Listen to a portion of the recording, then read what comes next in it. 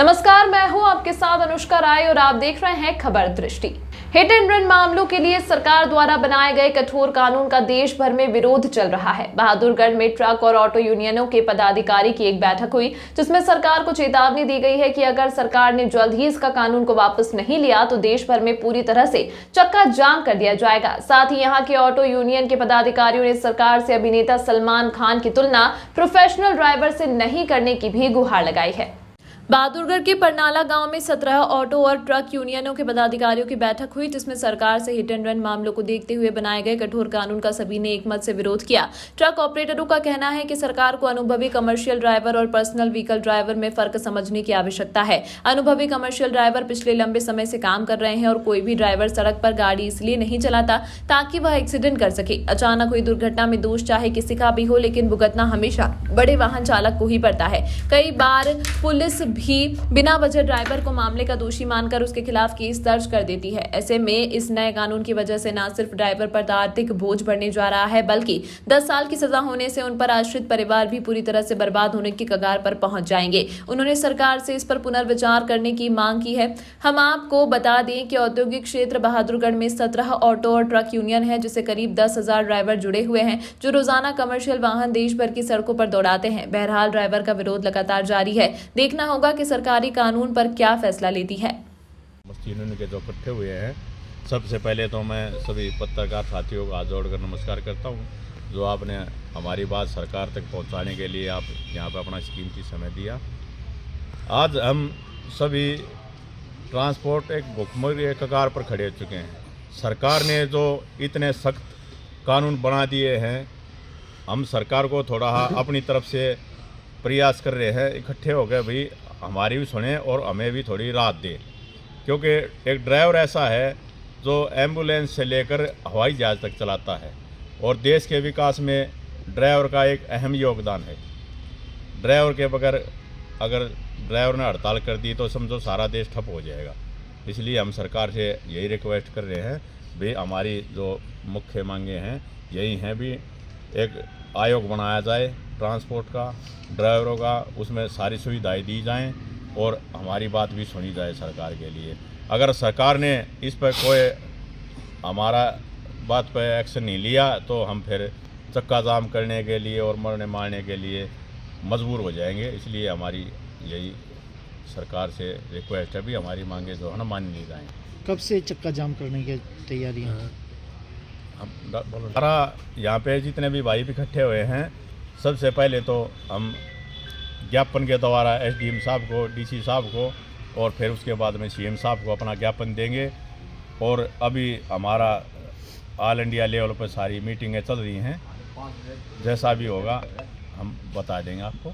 बहादुरगढ़ में कितनी यूनियनें हैं, कितने? बहादुरगढ़ में जी वैसे तो यूनियनों के नाम पे तो अपने सारे भाई हैं, 17 यूनियनें हैं और कुल मिला के 10,000 गाड़ियाँ हैं बहादुरगढ़ में, अकेले बहादुरगढ़ में ही। और यूनियन नहीं है, ये एक भाईचारा है, संगठन है। यूनियन का तो वैसे एक नाम दे रखा है, सारा भाईचारा एक है बिल्कुल।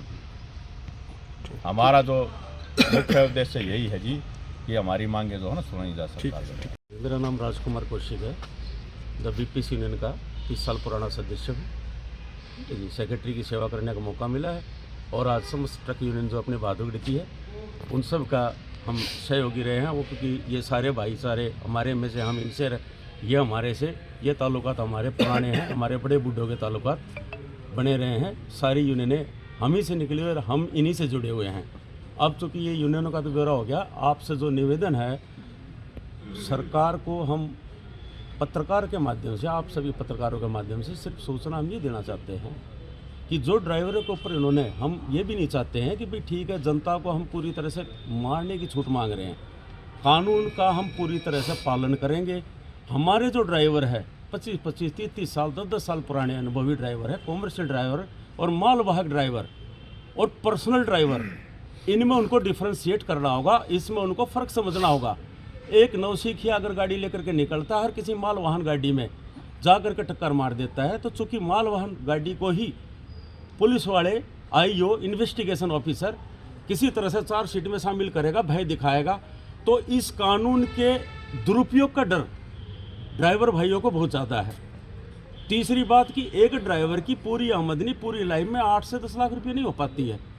तो अगर आप उसकी 10-12 साल की सर्विस के बावजूद उसके पास इतने पैसे इकट्ठे नहीं हुए और उसके ऊपर आपने इस तरह का आर्थिक दंड दे दिया, तो आप ये बताओ कि वो कहाँ से इसको भुगतेगा। तो भुगत नहीं पाओगा तो उसका समाधान क्या होगा? उसका तो लाइफ डिस्ट्रॉय हो जाएगी, पूरा जीवन उसका बर्बाद हो जाएगा, उसकी तो गृहस्थी खत्म हो जाएगी। दूसरा, अगर समयावधि का लेंगे तो 10 साल की समयावधि में तो जी बहुत उलटफेर होले है। जो एक परिवार है जिसके पढ़ाई लिखाई का जीविकोपार्जन का जो माध्यम था वो मान लो सजा के तौर पर जेल में चला गया, तो आप ये बताओ कि उसकी जिम्मेवारी कोई एक पर्टिकुलर क्या सरकार ने ऐसा समाधान किया है कि वो जिम्मेवारी सरकार लेगी? फिर सजा से आप और 2 साल बढ़ा दो, हमने दिक्कत नहीं है। फैमिली की जिम्मेवारी, उसके जीव को भाई उसको चलाने के लिए, पालने पोषने के लिए क्या माध्यम है सरकार के पास? वो सारी चीज़ें देखो, अभी हम ये नहीं चाह रहे हैं, हम ये चाहते हैं इसके ऊपर अमेंडमेंट करे, थोड़ा विचार करे सरकार। हम कोई छूट नहीं मांग रहे कि हम मारने का हक मांग रहे हैं कि भाई नहीं हम तो जैसे मर्जी वैसे चलाएंगे। स्किल्ड आदमी हम स्किल्ड आदमियों में हमारे ड्राइवर जो अनुभवी ड्राइवर है, कॉमर्शियल ड्राइवर है, उनमें और पर्सनल ड्राइवर्स में थोड़ा डिफ्रेंशिएट करके सरकार विचार करे। एक सलमान खान से हमारे ड्राइवर की तुलना ना करे। जो हिट एंड रन का जो ये चला रहे हैं, ठीक है, पूंजीपति लोग, पैसे वाले लोग अपनी मनमर्जी मौज मस्ती के लिए सुबह निकलते हैं, फिर शाम तक उनके वो होता है कि कितने खर्च करके। और एक हमारा आदमी निकलता है बेचारा सुबह से शाम तक ये इकट्ठे करने के लिए निकलता है कि कैसे सारा दिन का अपना खर्चा पूरा कर खाओ।